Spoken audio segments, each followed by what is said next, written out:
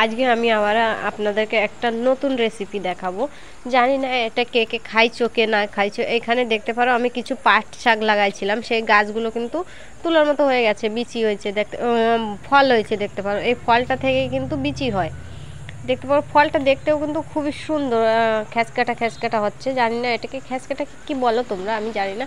আর আমার ফুল গাছটা দেখতে পারো কত সুন্দর ফুল ধরছে, খুবই সুন্দর ফুল ধরেছে। আর দেখলে মন ভরে যায়, ফুলগুলো দেখলে আমার মন ভরে যায়। এখানে দেখতে পারো পাতাগুলো না তুলতে পারে আমি ডাটাগুলো সব কেটে কেটে নিয়ে এসেছি। আমি ভাবছি কি রোদ্দুরি খুবই রোদ ছিল, মানে এত পরিমাণে রোদ ছিল কি রোদ্দুরি দাঁড়াই আমার তোলা পসিবল হচ্ছিল না। সেই জন্য আমি মধ্যে নিয়ে আসলাম কাটে।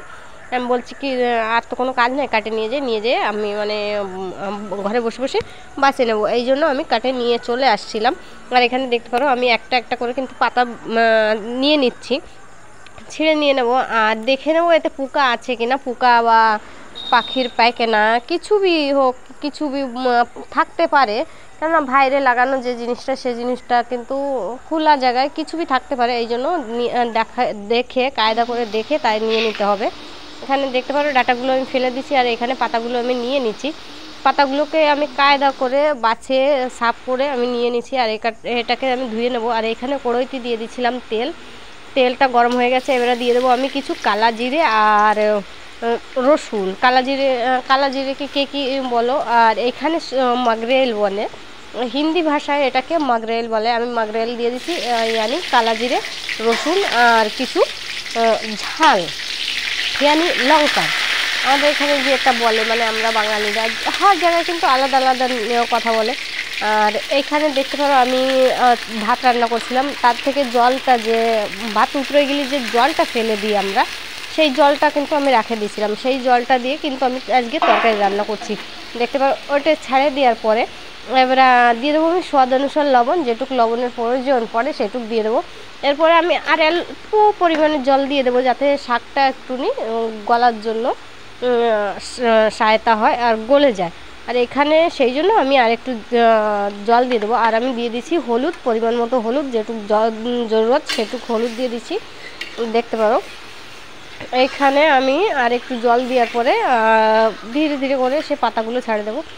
দেখতে পারো কী কী ভাতের যে জল ফেলে দিতে হয় যে জলটা, সেই জলটা দিয়ে কে কে রান্না করে খাইছো শাক, প্লিজ একটু কমেন্ট করবে। চাहे পালং শাক হোক, চাहे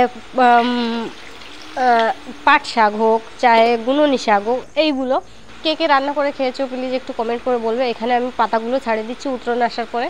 দেখতে পারো এটাকে ছাড়ে দেবো, মানে হাতের সাহারায় একটা একটা করে ছাড়াই দেওয়ার চেষ্টা করছিলাম আমি। ধীরে ধীরে কিন্তু ছাড়ছিলাম। ধীরে ধীরে ছাড়ার পরে আমি এটাকে দেখতে পারো কায়দা করে ছাড়িয়ে দিচ্ছি, কিন্তু এটাকে তারপরে একটু নাড়ায় নেব।